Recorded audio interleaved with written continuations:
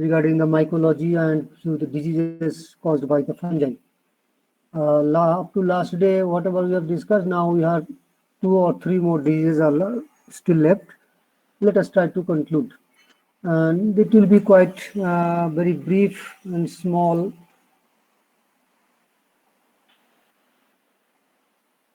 Okay. I think it's visible. Is it visible? Yes, sir. All right. Yes, sir. I'm not making it the full screen, then it sometimes creates problem in the movement of the slides. So this size, is it okay? Is it visible for you? Yes, sir. All right. So anyway, you can also try to zoom in from your side, no problem. So let's carry on. So now today we can discuss on the one disease, that is the cryptococcosis. Cryptococcosis, when I think in the very beginning, when we talked about the introduction of the mycology, one of the important yeast cell that is given as an example, like Cryptococcus neoformans, if you can remember back. So that is the fungi which causes the disease that is known as cryptococcosis. Basically, it is sometimes causes subacute or chronic disease. Here is important part that Cryptococcus does not cause any acute form of the disease. It may happen in human being as well as the animal, and particularly the lower animal, that including the cat, dog, of those particular animals. Even it has observed in case of the cattle, it is observed in the horse. So all the cases, what happened, it is generally characterized by pulmonary as well as the central nervous system involvement. In addition to that, we can find the lesion in the oral as well as the nasal mucosa. Means the disease may manifest CNS type, central nervous system. It can be pulmonary type. Even it can be localized type, where the lesion can be visible.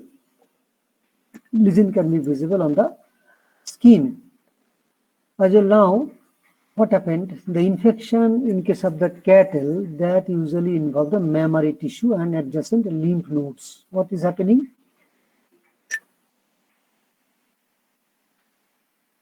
The mammary tissue as well as the nearby lymph nodes, they are infected for in case of the cattle. Many people are joining now. Horse, if the horses they get infection, in that case, the lesion you can expect like the nasal discharge and the respiratory distress. There may be some nasal granulomata also. That means it is depending upon the animal species. Which animal species is being infected, accordingly, the lesions, means the external lesions, may be variable. The causative agent, sometime in the old literature, you can find directly Cryptococcus neoformans, but now the latest nomenclature says there is a single species and there are multiple subspecies or variants. Okay, so this is the Cryptococcus neoformans var neoformans. Then Cryptococcus neoformans var grubbii, Cryptococcus neoformans var gettii. So this earlier, these were all different species like Cryptococcus gettii, Cryptococcus grubbii, but now it is a single species, Cryptococcus neoformans, and all others are variants. Their variants are the different. So in true sense, the causative agent for the cryptococcosis, suppose in case of the dog, it is Cryptococcus neoformans var neoformans.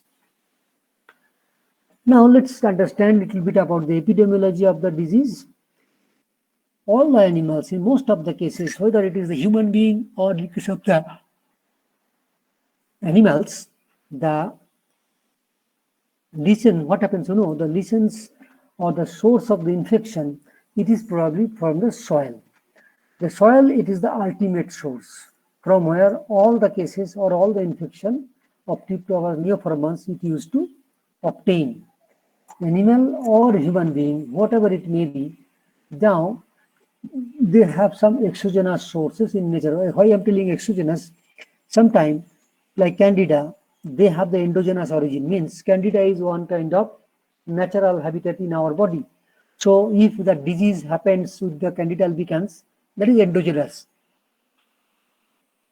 But Cryptococcus neoformans, it is exogenous. Means we are actually acquiring the infection from the infection by the nature, from the nature directly. How it happens? Cryptococcus neoformans, basically, it is available in the pigeon, parrot, canary, their droplets. So let us try to understand the epidemiology. Bird droplets, particularly the pigeon, parrot, and canary, in their droplets, these Cryptococcus neoformans are available. Why it is available? It is because of the presence of creatinine, urea, and uric acid, which is actually available in the droplets of the birds. And those constituents like creatinine, urea, uric acid, those constituents can be easily assimilated by this fungus. So as they can get a very good nutritional source in the droplets of the birds, so there are lots of Cryptococcus neoformans. So now what is happening? Now suppose birds, their droplets, they are carrying Cryptococcus neoformans. Bird can drop the droplets in anywhere, any place. It may be into the any open ground, it may be in a plant, it may be in a water source, it may be in a forest, it may be anywhere. Means wherever the birds can move, there may be chances of availability of the Cryptococcus neoformans. Means if some farmers they are working some of the farming activities, if a woodcutter is cutting some woods, if someone is doing the agricultural work, so there are possibility of getting infection. Our animals, they may graze on the ground. Those grounds might be soiled with the bird droplets. If those droplets are already carrying the spore of the Cryptococcus neoformans, means they are getting infection. Now, in a picture, it shows even the spider, even the earthworm, those are also can carry these organisms. Why so? Because they are feeding on it. They are feeding on it, so they can carry these organisms. So ultimately, in true sense, we can say they are ubiquitous. But relation or the link of the infection with the bird is straightaway. Wherever there is droplets of birds, there may be possibility of the Cryptococcus neoformans. Clinical findings, what we can expect. But once again, my dear, try to remember the clinical lesions are highly variable depending upon the individual of or species of animal. Which species of animal is affected, accordingly the lesions may be variable. Generally, in a veterinary point of view, we used to find that this is very common, which is clinical case in case of the dog and cat. Initially, what happens? The animal which may show the granulomatous process during in the oral and pharyngeal mucosa. Oral mucosa and pharyngeal mucosa, it shows some granulomatous lesion. Similarly, the same type of nasal mucosa and turbinates also, you can find such kind of granulomation. Facial sinus and adjacent osseous structure, like if we can see inside, the facial sinus and osseous structure can show such kind of lesions. But sometimes if they affect the CNS, central nervous system, there is chances of incoordination, circling, and partial or complete blindness, which is associated with the pyrexia. If the CNS affected, majority of the cases, in case of the equine cryptococcosis, they have shown clinical signs of nasal granulomas only. But here we can see on picture, the ear area, this is affected by Cryptococcus neoformans, means granulomatous lesion. Look at one pigeon, they have shown the lesion near the eyes. So here is a cat on the nasal area. So then we will be depending upon the animal species, but mostly the lesions are granulomatous lesion, if it is not involving the central nervous system. How to diagnose the disease?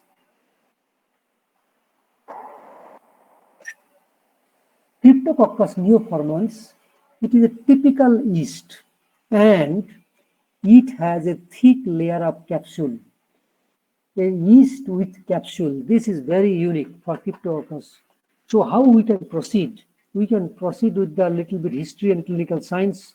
Then, if one animal is already approached to you to find out and to diagnose, straight away start with the direct microscopic examination.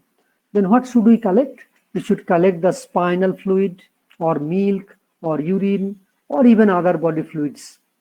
Then one drop of that can be spreaded over a slide and add India ink stain. Then put the cover slip, then examine under microscope. What you can expect here, look at this picture. Cryptococcus neoformans, it is a capsule. This is the India ink method, means the capsule is nicely visible, background is dark, and the cover yeast it is clearly visible along with the capsule. Sometimes you can see within the tissue also the cryptococcal screen. So this is a type of the direct microscopic examination. But in microbiology lab, we always prefer to isolate the organism and confirm it. So cultural examination, how you can do that same type of clinical specimen, whatever we have mentioned here, then if we can inoculate on the media, they used to form dimorphic fungi, then they can smooth mucoid yeast-like colonies when incubated at 20 degrees centigrade and at 37 degrees centigrade, means there is little variation. Mostly they form the yeast form. They grow adequately on most of the ordinary laboratory media, means you can grow them on the normal nutrient agar medium, blood agar medium, but for fungal growth, we always prefer the Savarodes dextrose agar SDA, and the colonies will appear within 3 to 4 days. Generally, other mold growth like the Aspergillus, they grow very slowly. The mold growth, visible colonies, it may take week-long time. Cryptococcus neoformans, here we can expect within 3 to 4 days. But this organism is highly susceptible to antibiotic cyclohexamide.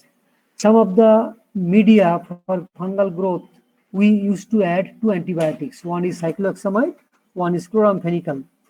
So just to prevent the excess growth of the bacterial contamination. But some of the fungi, they cannot tolerate the presence of cyclohexamide.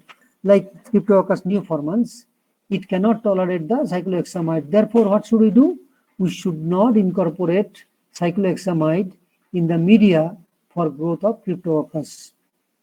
Otherwise, in laboratory, how we can identify them? There is a very simple thing.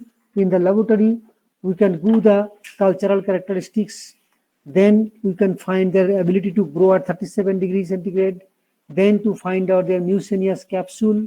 So all those techniques are showing the tendency to confirm as the Cryptococcus neoformans. In addition, some serological test, although it is very, very rare because the organism is very unique, we can see them under microscope quite easily. So that may be confirmatory. And after that, cultural examination, if you can grow them on the media and once again demonstrate under microscope, that is more than enough for the confirmation. Next disease, let us move, that is the rhinosporidiosis. Rhinosporidiosis. This is once again another chronic infection. It affects the mucous membrane of the nasal cavity, and it is characterized by development of polypoid growth in case of animals and human being. In animals like cattle, horse, mule, dog, goat, even in bird like geese and ducks, whatever, they can grow one polyp-like structure inside the nasal cavity. But it affects one single cavity, means it is the unidirected. Causative agent, it is known as Rhinosporidium severi. It is once again another dimorphic fungi, Rhinosporidium severi. Interesting fact is that this organism cannot be grown in artificial laboratory media. So I think all are online. Yes, sir. Yes, sir. Fine. Here in this relation, Rhinosporidium severi cannot be grown in the artificial laboratory medium. I have one small question to all of you. Can you give an example of any bacteria which does not grow on artificial laboratory medium? Any bacteria which cannot be grown in the artificial laboratory media? Campylobacter. No, sorry. Anyone else? Rickettsia. Mine, very good. Rickettsia is one. Then chlamydia also, right? Chlamydia, rickettsia, they don't grow in artificial laboratory media.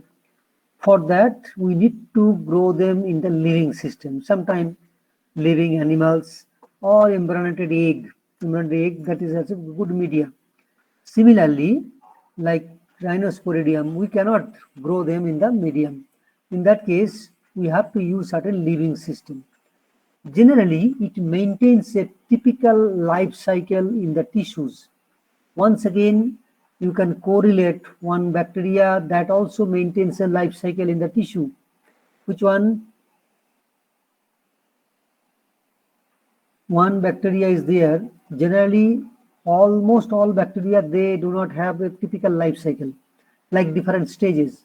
But one bacteria they maintain the life cycle into the host system. Can you remember back?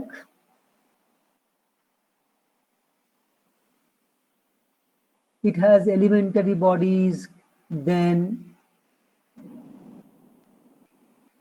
come on, reticulate body. Could not remember it. Elementary bodies, then reticulate bodies. It is visible in which bacteria? No one? Okay, it is another typical life cycle. It appears in case of the chlamydia. Chlamydia, they have the life cycle with two different stages. One is known as reticulate body, that is the vegetative part. Another is the elementary body, which is infectious agent. Similarly, if you look at this fungi, so far we have not described such kind of property in any other fungi. Here, they have multiple steps. It is nothing. Some of the spores-like structure, they become mature, then they become sporulated, and within that of maturation, they form the divided cell inside the nucleus. Then they mature and once again burst. So ultimately, there are different developmental stage, means they can grow in size and grow in number. Little bit epidemiology of the disease now. Before that, you can look at the picture of such kind of nasal polyps. In case of the human, you can see one nasal string, means it is completely blocked by formation of the polyp. In case of a dog, that is also polyp is visible. I think it is your parasitology course is not yet started. It is in 3rd year. Okay. So during that time, you will read one more parasite. It is known as Schistosoma nasalis. That parasite also forms such kind of nasal polyp. But you can differentiate these two diseases like Schistosoma nasalis and the Rhinosporidium severi. In case of Rhinosporidium severi, generally it infects or it causes the polyp in only one nasal cavity. Look at that. Not both. But Schistosoma nasalis, the parasite, when it causes the polyps, it causes the development of the polyp in both the nasal cavities. So this is very typical extraordinary lesion which can be differentiated between these two. So natural habitat where these organisms are available, the natural habitat is mostly into the aquatic environment. Means wherever there is water source, generally it is available there. And they sustain in the aquatic environment as a saprophyte. And aquatic animal, they play a very important role in maintenance of the organism in the nature. If you look back, the name of the host, duck and geese are also there. Now, the disease is reported, it is not that exclusive that disease is only very much commonly visible in wet area. but disease also reported from the dry areas like North India, Middle East country, and it's because there are possibility that Rhinosporidium may form certain resistant structure which can sustain in the extreme dry environment also. The organism is so far reported from 70 countries. Now see how abundant it is. Many countries they have. Most of the cases in case of human, animal, and cattle, sheep, goat, cattle, muse, gate, all, they have the sporadic infection. Means it is not that there will be outbreak, continuous infection, and it is infectious from one to another. Generally not. Infection used to come from the environment, mostly the aquatic environment. Then the individual gets infected. Then it generally do not spread to the others. So it is sporadic type of infection. Clinically, the primary lesion is formation of a polyp, which may be pedunculated or sessile, pink in color, usually no larger than 3 centimeters in diameter. The growth is often soft and friable. Sometimes, these polyps may come out of the nasal cavity also.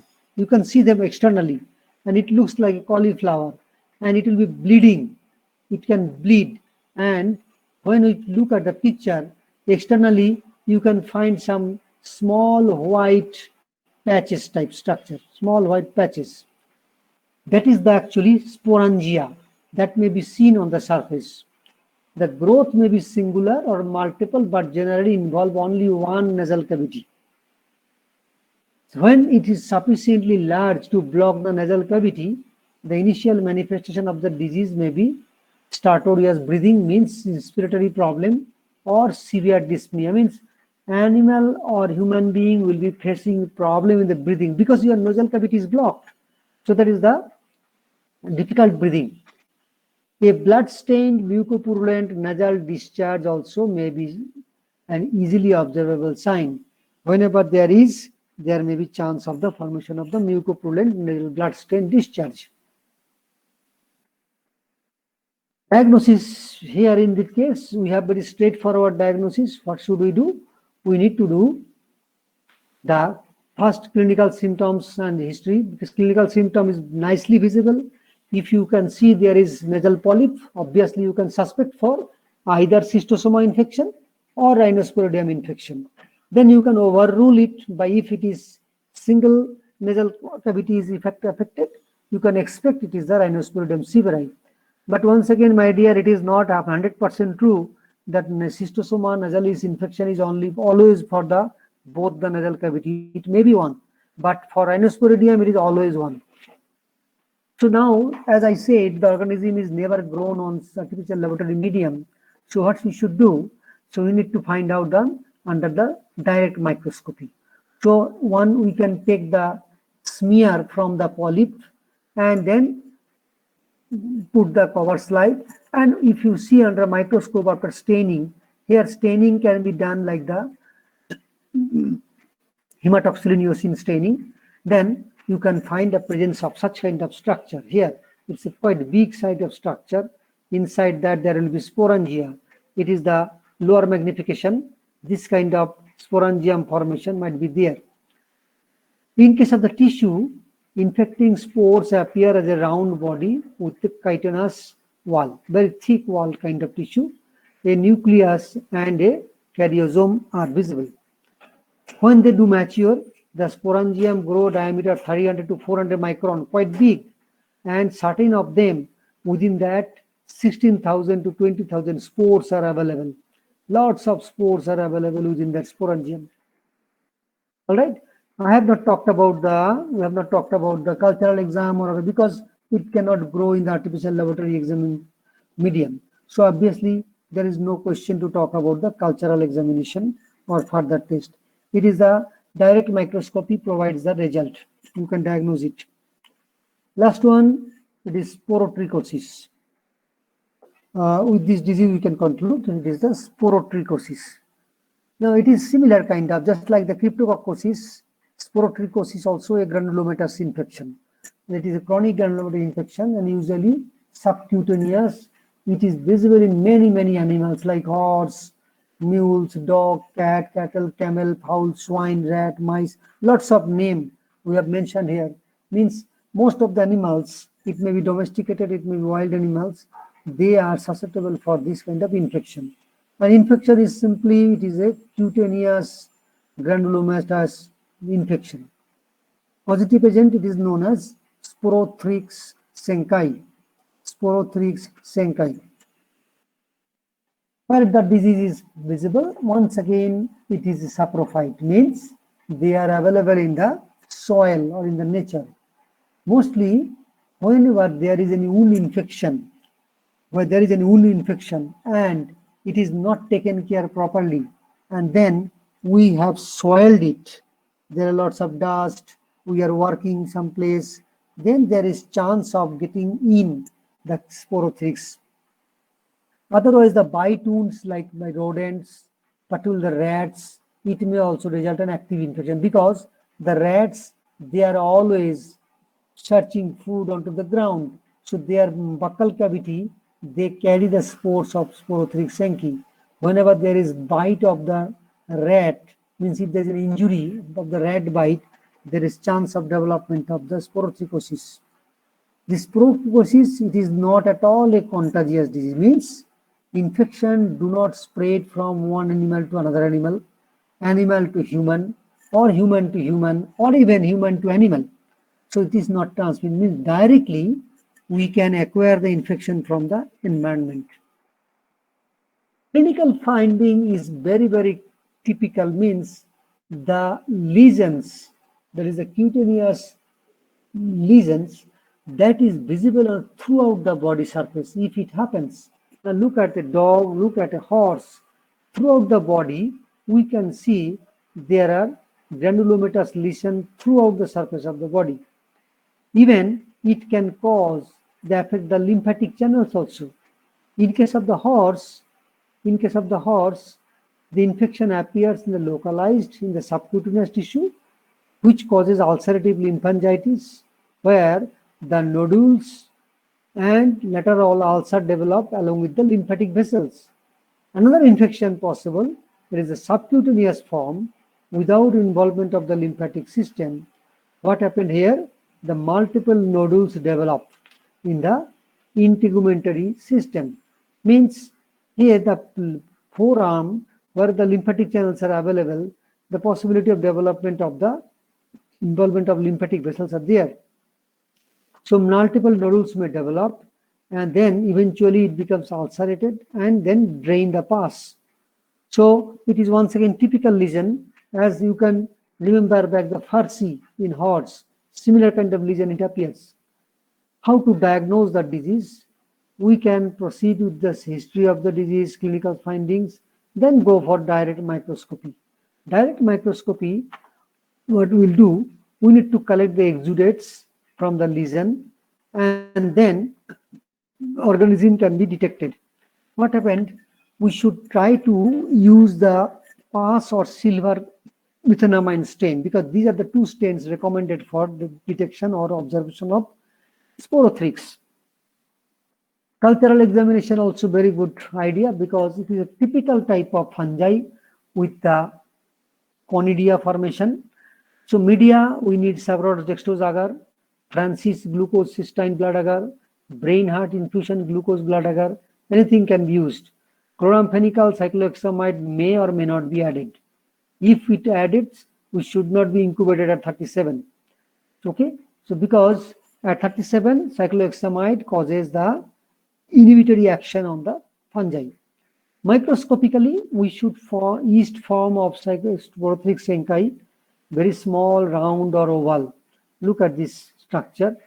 And some of the cells, the elongated, having been described as cigar-shaped and termed as cigar bodies. These structures are known as cigar bodies, where external conidia can be visible. These conidia are born at the tip of the conidiophore in a flower-like petals, just like a flower-like petals. Typical observation, this is for Sporothrix senki. Such kind of flower-like appearance of the conidia, generally it is not visible. So it is very, very typical appearance. So with this is the end of the systemic mycology.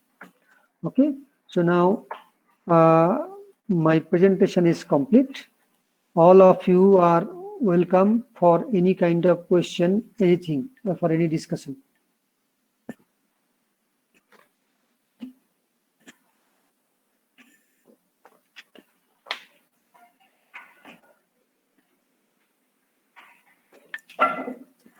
If anyone is having any questions, you can come forward.